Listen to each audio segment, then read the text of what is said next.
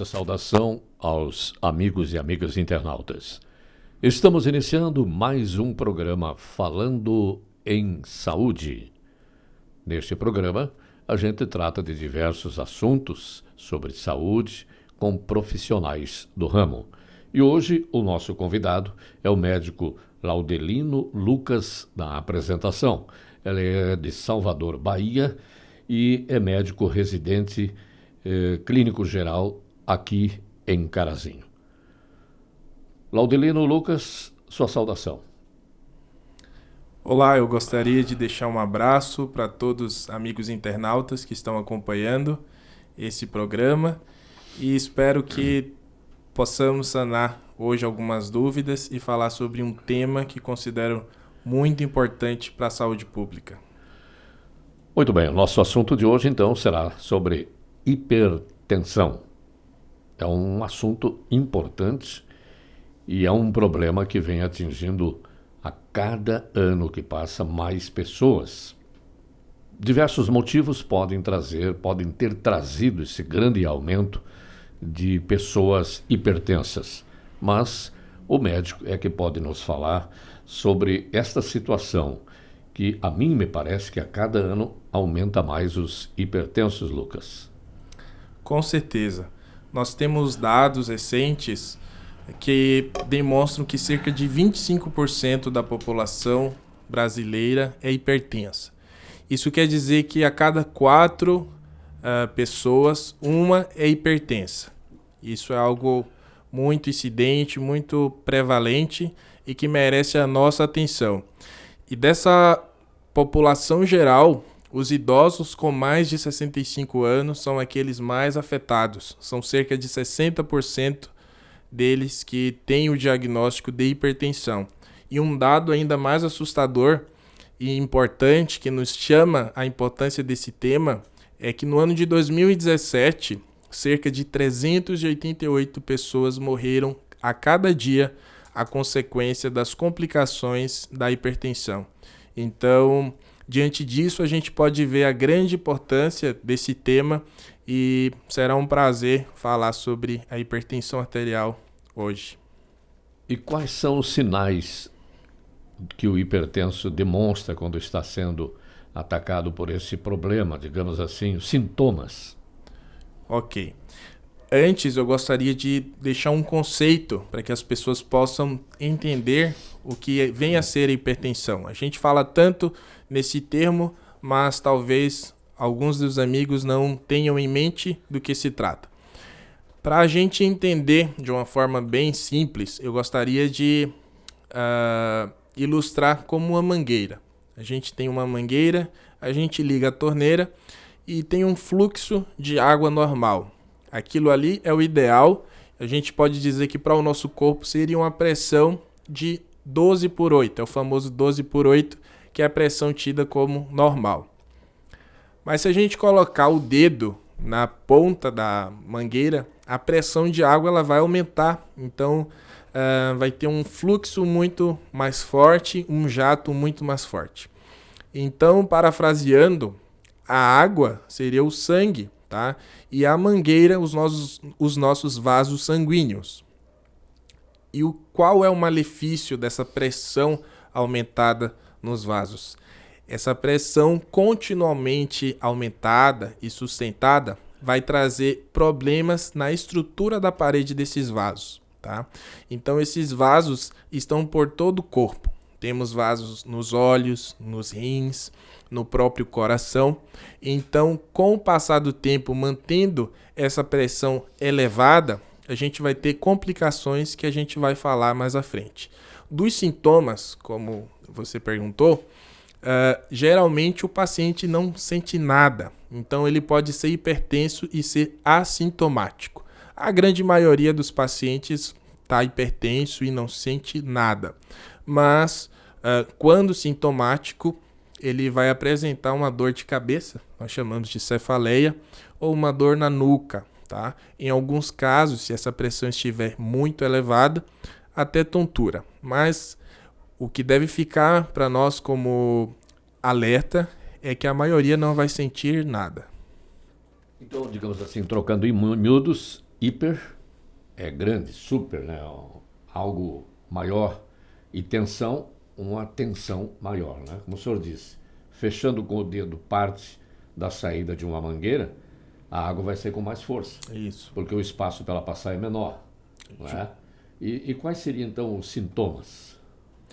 Então, da hipertensão em si, o paciente geralmente não tem sintomas, né? Quando, no momento ali da crise hipertensiva, quando ele está com a pressão mais elevada, ele pode ter esses sintomas, que é dor de cabeça, dor de nuca, tontura. Mas, de um modo geral, o paciente vai estar hipertenso, vai estar com a pressão elevada, mas não vai ter sintoma nenhum. Então, esse que é um mal silencioso. Isso, justamente. Esse é um termo que ilustra perfeitamente a hipertensão, assim como diabetes, né? São doenças silenciosas. A gente chama na medicina de o assassino silencioso. E pode, digamos assim, a hipertensão ter ligação assim com situações nervosas, digamos assim, de alta tensão nervosa, ou de, digamos, pessoas que têm problemas psicológicos, como a depressão, por exemplo. Pode que a pessoa aumente o seu fluxo sanguíneo, a sua pressão sanguínea, por um desses problemas? Sim. A pressão arterial ela é mediada por hormônios, tá? E situações diversas, como desidratação e situações de estresse de um modo geral, seja ele um estresse emocional ou um estresse físico, como uma cirurgia, um acidente ou uma dor, vai provocar aumento da pressão arterial. E hoje em dia, como tem se discutido e recentemente foi discutido aqui sobre depressão e outros problemas psicológicos, tem grande influência na pressão arterial.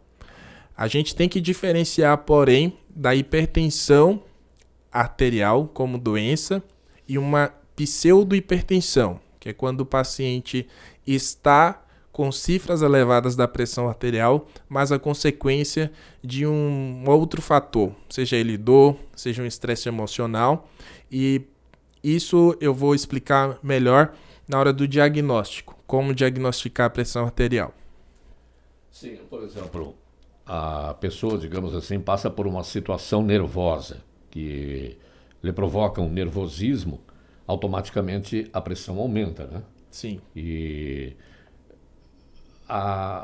o sistema, o costume de medir a pressão é importante pelo fato de ser um mal silencioso? Sim. Situações de estresse, como eu disse, vão aumentar a pressão do paciente, tá? A gente precisa diferenciar, como eu disse, da pseudohipertensão, que é uma falsa hipertensão, da hipertensão arterial, que é uma doença, tá? Então, esses pacientes, quando estão num momento de estresse emocional, ou tá com uma dor, o paciente está com uma dor de dente, uma pedra no rim, esse paciente vai se apresentar numa consulta com pressão arterial elevada. Isso não quer dizer, porém, que ele seja um hipertenso, tá? É natural que a nossa pressão se eleve em algumas situações do dia a dia. Após comermos, após andarmos, ou se estamos conversando, como aqui agora, a nossa pressão ela vai estar um pouco mais alterada, um pouco elevada, melhor dizendo, porque nós estamos pondo o nosso corpo em funcionamento e o nosso cérebro precisa de mais oxigenação, ou se após a alimentação o nosso intestino precisa de uma melhor oxigenação para a digestão. Então, em certos momentos, é normal, é esperado que a nossa pressão esteja mais elevada.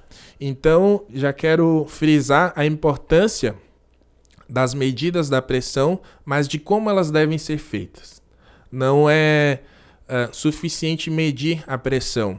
Não é adequado, por exemplo, você estar na rua, caminhando, fazendo compras, preocupado com algo e entrar numa farmácia e medir a pressão. A tua pressão vai estar elevada e isso é normal. Isso não vai fazer o diagnóstico de hipertensão arterial, porque você está no momento de estresse, no momento de tensão, e é normal que a pressão esteja elevada. Então, para a matéria de hipertensão arterial, essa pressão deve ser aferida, deve ser medida num ambiente tranquilo, silencioso. O paciente tem que estar calmo, né? Sentado por alguns minutos. Ele não deve ter consumido alimentos ou ingerido bebidas nos últimos 30 minutos, né? E tampouco ter feito exercícios físicos recentemente. Então, tem toda uma técnica também para aferir a pressão arterial, e é importante que os nossos ouvintes tenham essa ciência também. Quando a pessoa compra um aparelhinho de medir pressão, o próprio farmacêutico mesmo formado, ele pode orientar, né? Sim. Os aparelhos digitais, eles têm a sua importância, tá? Eles devem ser utilizados, os pacientes podem ter em casa, mas eu acho válido que, ao comprar um aparelho desse, o paciente leve até um médico para que esse médico avalie esse aparelho, se ele é um aparelho de qualidade e também se ele está funcionando bem. Eu sempre oriento os pacientes que levem o aparelho numa consulta para a gente conferir com os nossos aparelhos de mercúrio para ver se realmente esse aparelho está funcionando de forma adequada. Eu noto pessoalmente que em dias que eu fico nervoso por qualquer problema, minha pressão sobe. No outro dia eu estou bem calmo, a pressão é outra, né? Sim. E existe assim uma medida de pressão de acordo com a faixa etária, ou é tudo igual? Para pacientes pediátricos, nós usamos outras cifras de pressão para dar diagnóstico, mas para pacientes adultos é uma faixa igual para todas as idades daí. Idosos e adultos? Idosos e adultos têm a mesma cifra diagnóstica. E qual é uma pressão boa, ideal para a pessoa? A gente diz que a pressão normal é 120 por 80, né? Ou 12 por 8, o famoso 12 por 8. Mas hoje em dia, cada vez mais os órgãos de saúde, eles estão preconizando que a gente alcance pressões ainda menores do que isso. Então, o ideal hoje em dia seria menor do que 12 por 8. Mas uma pressão de 12 por 8 é tido normal. Porque eu até acho, me estranho o fato de baixar, digamos, essa pressão quando o agito da vida é maior, né? Sim. Entende? O estresse, tudo, né? É verdade. É. Mas isso vem numa tentativa de alertar as pessoas para que se cuidem mais. O objetivo é captar mais cedo aqueles pacientes que têm predisposição de ser hipertenso. Então a gente quer, antes das complicações, acompanhar esse paciente de perto e ver a evolução desse paciente.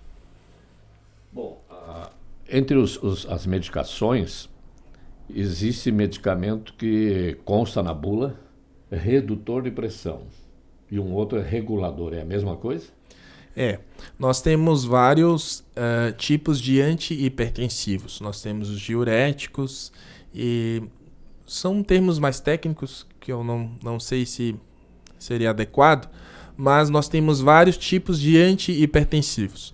Todos eles têm o mesmo objetivo, que é regular a pressão arterial ou normalizar a pressão, mas várias formas desses medicamentos atuarem, tá?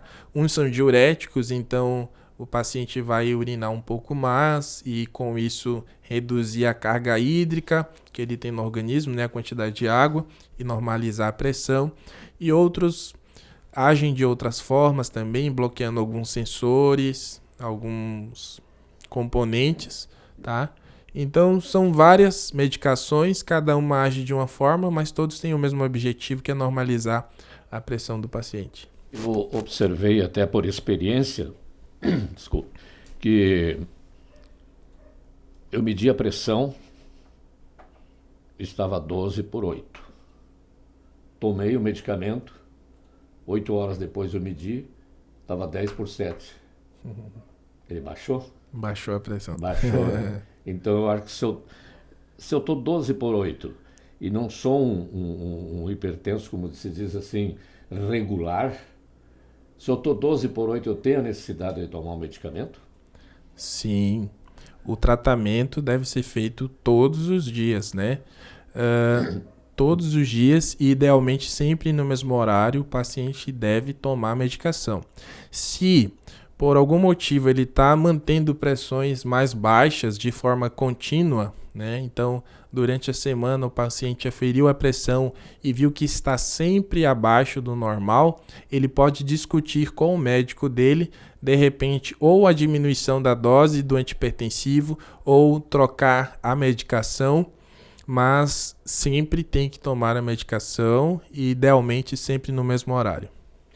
Eu acho assim que me dá a impressão que a marca de medicamento não é propaganda nem contra-propaganda, que mais pessoas a gente vê tomando aqui em Carazinho é o losartana potássica. E o losartana fala redutor.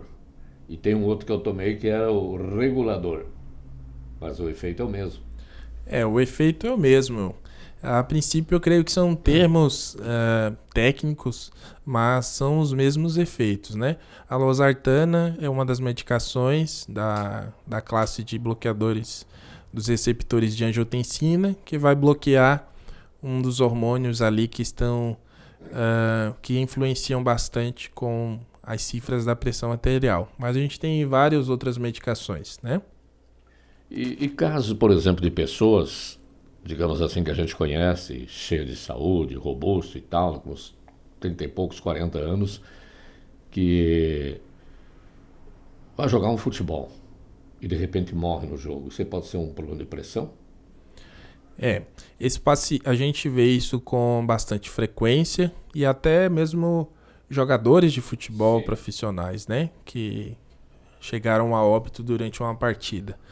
Algumas vezes, os pacientes podem ter alguma comorbidade, alguma doença que só vai se manifestar dessa forma, né? Antes ele não teve nenhuma alteração de pressão, ele era um paciente que se cuidava, era saudável, aparentemente, e a primeira manifestação de doença foi um ataque cardíaco, né? Um ataque isquêmico, que a gente chama de infarto, né? Algo do tipo. Então, isso pode acontecer. O infarto, por exemplo, pode ser a primeira manifestação de uma doença cardíaca. Isso chama infarto do miocárdio? Como é que é isso? É o infarto do miocárdio. Do miocárdio. Que é um músculo cardíaco. Eu presenciei pessoas de 30 e poucos, 40 anos, robusto, forte, correndo, e de repente caiu e se foi, né? Sim. Isso é mais comum do que a gente... E isso, como se diz assim, é uma coisa acidental, né? De repente a pessoa não tinha problema de hipertensão, né? Mas pode acontecer, né? Sim. Talvez, ou melhor, algumas vezes, como eu disse, é a primeira manifestação. Era uma pessoa saudável, não tinha nenhum problema, aparentemente, fazia as medidas regularmente e a pressão estava normal, mas foi a primeira manifestação de uma doença, né? Daí a gente poderia entrar no mérito das doenças arteriais, falar sobre a arteriosclerose, né? Que são, de um modo grosseiro, o acúmulo de gordura também nos vasos sanguíneos, né? Isso pode culminar com infarto agudo do miocárdio. Essa gordura, ela vai se fixando nas paredes dos vasos? Isso. A gente chama de arteriosclerose, então, ou aterosclerose, o acúmulo de placas de gordura nas paredes dos vasos sanguíneos. Ela reduz, digamos, o tamanho da passagem e dificulta o fluxo, né? Justamente. Essa placa, ela vai aumentando com o tempo e ela vai diminuindo o lúmen ou a luz daquela mangueira que a gente falou. Sim, então, vai entupindo. Entupindo, justamente. Então, se a gente pensa num contexto das coronárias, que são as artérias que irrigam o coração, que são bem capilares, né? A gente chama de capilares, fazendo uma alusão ao cabelo, são vasos bem pequenos, fininhos. Então, a aterosclerose, levando à obstrução desses vasos, pode culminar com infarto agudo do miocárdio e pode ser a primeira manifestação de uma cardiopatia. Quer dizer que obstruiu, o sangue não vai chegar no seu destino. Justamente. E o corpo, as células do nosso corpo se alimentam de oxigênio, né? E nutrientes, glicose, etc., que chegam através do sangue. Então, se não chega sangue, não vai chegar alimento. Não vai chegar vida. Como o senhor falou anteriormente, que os idosos, pessoas de terceira idade, são as mais atacadas, às vezes, pela hipertensão. E quando a família constata, sabe que existe isso, a família precisa ter mais calma no trato com essa pessoa? Sim, de um modo geral, o paciente idoso é um paciente que requer mais atenção por parte da família e do médico e um cuidado diferenciado, né? O paciente idoso, ele requer um trato mais fino, né? Uma forma melhor de se comunicar com a família, que a família se comunique com ele, na verdade, sim. Né? E de um modo geral, o paciente idoso requer esse cuidado diferenciado, requer esse trato. Porque certamente ele também, quando a criança era pequenininha, ele tratou bem o filho, né? Sim, com certeza. É uma recíproca, né? Sim. É muito interessante esse assunto. E existem, assim, alimentos que possam ajudar, digamos assim, no fluxo de sangue para evitar esse tipo de coisa? Antes de falar dos que podem ajudar, eu acho importante a gente falar dos alimentos que podem prejudicar. Na verdade. Pode falar, pois não. Os alimentos embutidos, de uma forma geral, os alimentos ricos em sódio, em sal, são os alimentos que vão prejudicar os pacientes hipertensos, né? O sal contido nos alimentos vai reter líquido no corpo e isso também vai aumentar a pressão arterial. Então, os alimentos ricos em sal, ricos em sódio, sobretudo aqueles alimentos que são embutidos, né, que vêm enlatados, esses são os mais maléficos para o paciente hipertenso. Então, hoje tem se dito algo que eu acho interessante. Vamos abrir menos latas e vamos descascar mais. Então, o paciente hipertenso ele deve ter uma dieta rica em frutas e verduras. Então, esses são os alimentos benéficos para esse paciente, né?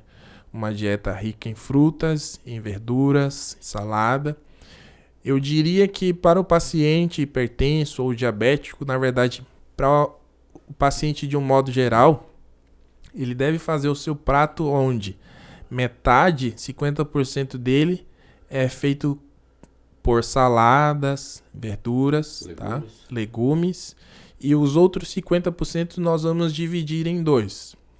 Uma parte vai ficar para o carboidrato, que pode ser o arroz, ou a massa, ou a mandioca, ou a farinha, e nunca juntá-los. E o outro, 25% ali, o que restou, fica para a proteína, que é a carne, né? Porque as pessoas que comem carne muito gorda também, né? Colocando muita gordura para dentro do seu organismo, isso é prejudicial. Com certeza, com certeza. A gente está colocando justamente para dentro aí esse risco do infarto, né? De Sim. aumentar o colesterol e doenças, a aterosclerose, né? Como a gente fala. Às vezes as pessoas falam que fulano morreu porque tinha muita gordura e tal. E aí alguns dizem, foi muita carne gorda e cerveja gelada. Quer dizer que a gordura entra e Sim. a cerveja, muitas vezes, ela endurece aquela gordura, né? O álcool, de um modo geral, ele vai se tornar açúcar dentro do organismo, né? Ele vai se tornar gordura. Então ele vai se acumular em forma de gordura também. O sal, por exemplo, foi usado muitos e muitos anos como um conservador de alimentos de carne, por exemplo, nas charqueadas, né? Sim. Que para durar um tempo, tem muita coisa que as pessoas conservavam salgado. E já teve uma grande importância no mundo que ele chegou a ser moeda de pagamento. Daí que veio o salário, né? Sim. O pagamento era feito com o salário. O salário era, digamos, o saldo. Aqui você tem tanto para... Trabalhou tantas horas, você recebe tanto de sal. Era um, digamos assim, um tempero valorizado muitos anos atrás, né? Sim, com certeza. É. Até hoje, né, a gente tem aí as carnes que são conservadas com sal, né? E o sal é importante, né? Temos o sal que hoje é iodado, né, para prevenir as doenças da tireoide. Mas o sal é importante, né? A questão é a quantidade. A gente não deve exagerar. A gente pode consumir desde que com ponderação e com equilíbrio. E é recomendável, por exemplo, a pessoa vai almoçar, primeiro ela serve só vegetais, legumes e hortaliças, come e depois o resto do almoço? Não acredito que isso vá alterar algo, né? Como eu disse, o ideal é que haja uma quantidade bem balanceada, uma quantidade generosa de verduras, de salada, e que seja uma dieta rica em saladas e frutas. Mas essa questão de se alimentar antes, eu acho que não interfere. Comendo misturado com os outros alimentos, o efeito vai ser o mesmo. Sim, porque o alimento ele não vai ser absorvido primeiro a salada, né? No nosso organismo ele vai se misturar tudo e tudo vai ser absorvido de forma igual ou no mesmo tempo. E digamos assim, as pessoas que costumam requentar o alimento 2, 3 dias seguidos, esse alimento ele pode se tornar prejudicial depois de um certo tempo? Sim, né? Primeiro que esse alimento ele vai perdendo as suas propriedades nutricionais, e segundo, os riscos de infecção, né? Infecção por fungos, por vírus, por bactérias, né? O ideal é que seja um alimento fresco. Então não é ideal, não é o cenário ideal que esse alimento seja consumido após vários dias, né? Exceto aquele alimento que é congelado e vai ser utilizado depois. Sim. Mas essa questão de estar requentando, tira, põe da geladeira não é adequado. Certo. Quer dizer, aqueles alimentos que se diz como os pré-elaborados, que vem congeladinho na bandeja e tal, esse está em condições de, vamos dizer assim, esquentá-lo e comer, né? Sim, mas aí entra a questão que esses alimentos eles são ricos em sódio, né? A gente está falando de hipertensão. Para o paciente hipertenso não é o ideal. Esses alimentos que vêm prontos, que vêm preparados, eles são ricos em sódio, né? Eles ainda são conservados com sal. Então, não é o ideal para o paciente em questão. E a gente olhando os ingredientes numa caixinha de leite, o que tem de produto ali que eu acho que entra químicos ali é incrível, né? Porque, por exemplo, o leite in natura, no máximo um dia, meio, 2, ele, como é que se diz, azeda, né? Estraga, né? Sim. E esse leite de caixinha fica 6 meses na prateleira, né? Sim. Os alimentos industrializados, eles são ricos em conservantes, né? Então, eles duram mais tempo porque tem compostos químicos ali para que eles durem mais tempo, né? A gente tem também lido muito sobre, assim, que as pessoas colocam, às vezes, na própria internet, os perigos da salsicha também, né? Que a salsicha deve ser muito carregada de sal também, né? Com certeza. A salsicha e os embutidos, né? Esses alimentos, eles são muito ricos em sal, em sódio. Isso, digamos assim, de vez em quando, lá uma vez por mês, não tem problema, né? O problema é a sequência né? Sim. A gente gosta de falar que a diferença entre o remédio e o veneno está na dose, né? Eu acho que tudo em equilíbrio pode ser utilizado. Nada em excesso é bom, né? Nada em excesso é bom. Até remédio em excesso é ruim. A nossa alimentação ser rica apenas em um nutriente ou em uma fruta ou em uma verdura, isso também não é bom. A gente precisa de vários nutrientes diferentes que a gente encontra em alimentação diferenciada, em alimentação rica, em alimentação colorida. Manter um equilíbrio. Justamente. É uma pergunta assim com relação à sua atividade. O senhor faz plantão na emergência? Faço plantões da emergência, atualmente no HCC, Hospital de Caridade Carazinho, e na UPA também do município. Certo. É frequente encontrar hipocondríacos? Sim. né? A gente vê até assim na conversa com as pessoas que, infelizmente, tem pessoas até são às vezes pessoas com mais idade, né? Parece que sempre tem um probleminha, né? Mas isso é mais psicológico, né? Às vezes a gente tem alguns pacientes que ele tem uma carência em outro âmbito, né? Às vezes o paciente está com algum problema psicológico e necessita de cuidado. Isso também é uma doença, né? Então, ele realmente necessita de um acompanhamento. O cenário da emergência não é o ideal para aquele paciente ser atendido, mas de igual forma a gente atende esse paciente e tenta pôr a par da sua situação, né, da sua saúde e orientá-lo quanto à sua necessidade. E às vezes a falta de atenção a pessoas de idade dentro de casa cria essa carência de atenção e aí se queixa de uma doença ou de outra, tipo um efeito psicológico da falta de atenção, né? Sim. Muitas vezes alguns pacientes, principalmente os idosos, eles vão buscar atendimento porque ele encontra ali alguém que vai ouvi-lo, alguém que vai dar atenção, alguém que vai dispor de alguns minutos para ouvi-lo, para tocar nele, né, fazendo um exame. Então, isso para alguns pacientes é muito importante também. Que a pessoa, como se diz, não recebe atenção em casa, vai ser bem tratado por um profissional da saúde, já é, como se diz, uma ajuda para a sua cura, né?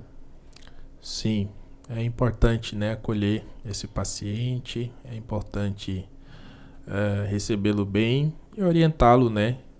Assim, falando do cenário de emergência, não é o melhor ambiente para cuidar desse paciente, né? Mas a gente procura orientá-lo e encaminhá-lo, né?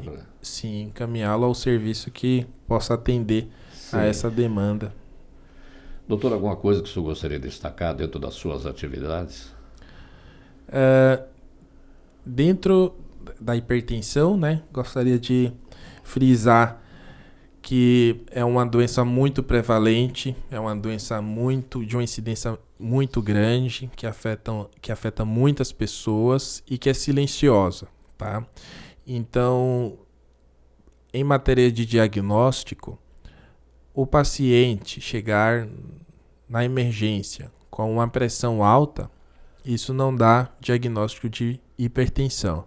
Então, pode ficar essa dúvida para você que está ouvindo. Então, como que eu faço o diagnóstico? O que é que é preciso fazer para ter o diagnóstico de hipertensão? É preciso ter pelo menos 2 medidas de pressão maiores do que 14/9.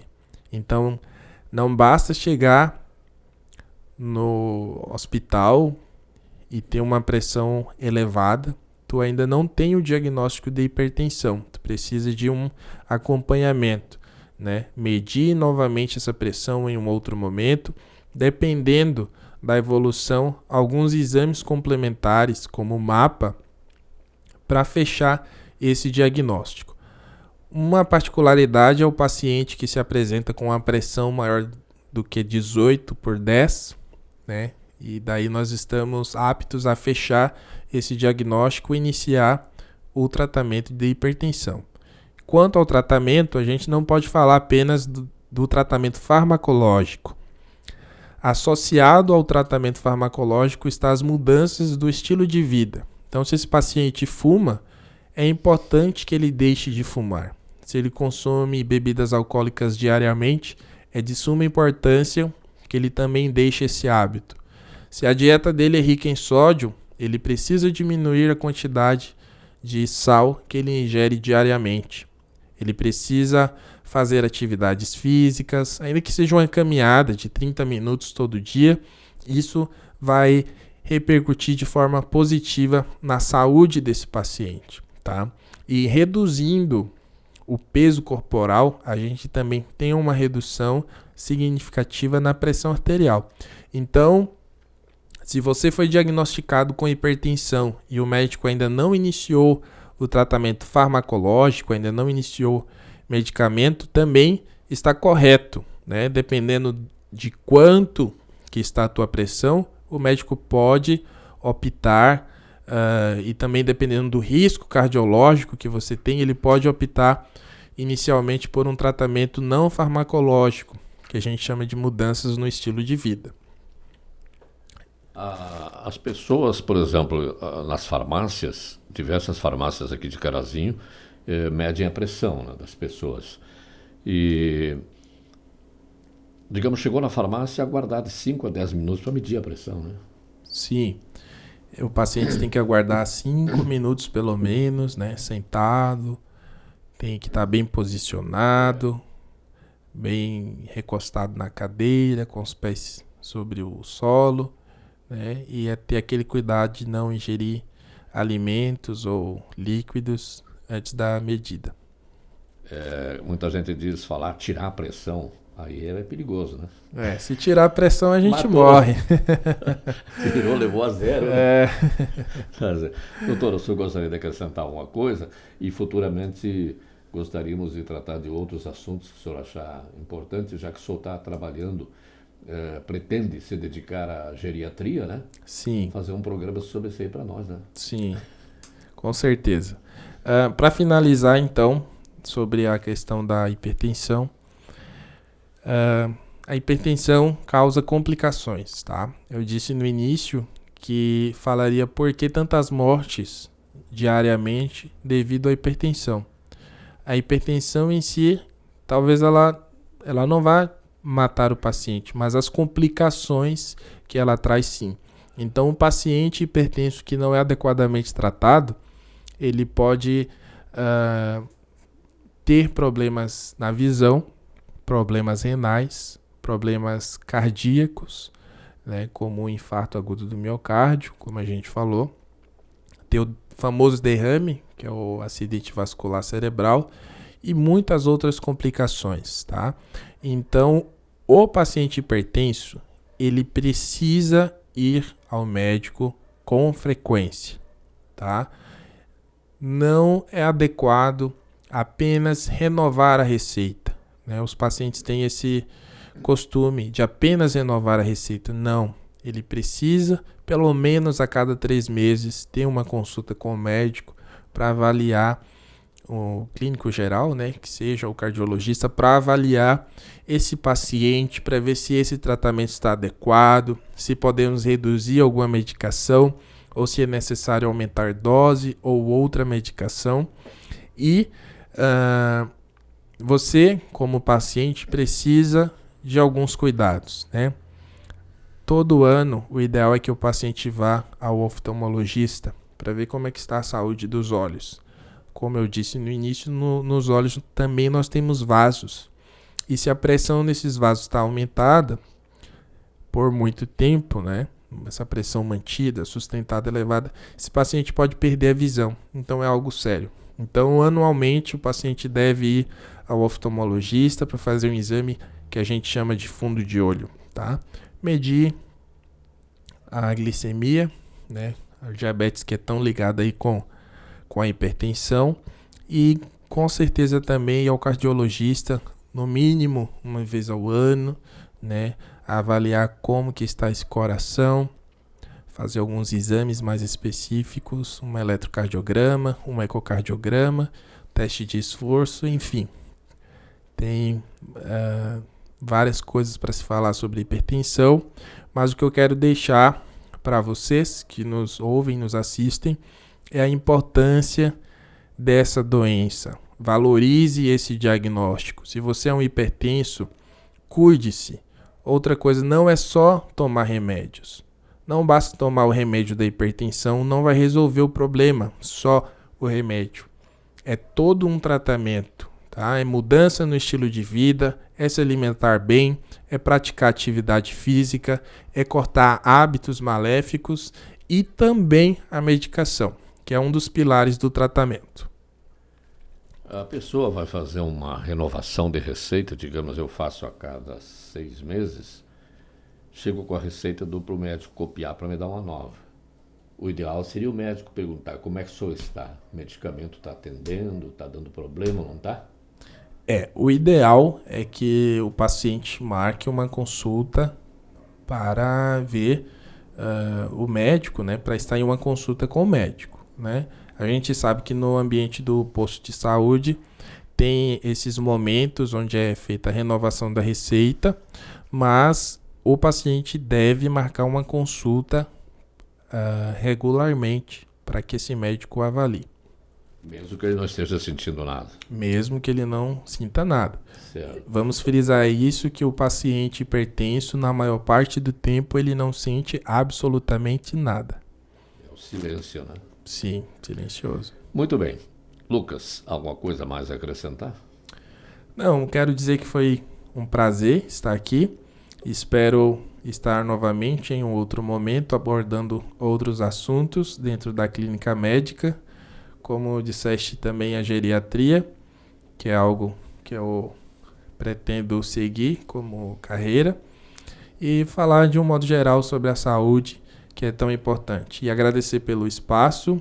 Tá aí o meu nome, né? Repetir, Laudelino Lucas. Laudelino Lucas. Isso. Estou atendendo no Hospital de Caridade de Carazinho, no serviço de emergências e na UPA também do município. Na UPA tem dias que o senhor está lá? Sim, eu atendo em rodízio. Sim. Então geralmente eu estou no hospital ou nas segundas ou nas terças-feiras e na UPA ou na quinta ou no domingo, sempre à noite. Certo. Nós agradecemos a sua presença aqui, agradecemos pelas dúvidas que tirou para nós e para os nossos prezados amigos internautas. Foi de muita validade os esclarecimentos. E mesmo para mim, senti que vou aproveitar alguma coisa disso aí. Que bom. Ficou na mente. Né? Então, muito obrigado ao senhor e até uma próxima oportunidade. Queira Deus, seja breve. Amém. Eu agradeço pelo espaço e estamos à disposição para discutir outros temas futuramente. Obrigado, doutor. Bem, amigos, este foi então mais um programa Falando em Saúde. Obrigado pela companhia de todos, um grande abraço e ficamos todos com o nosso bom Deus.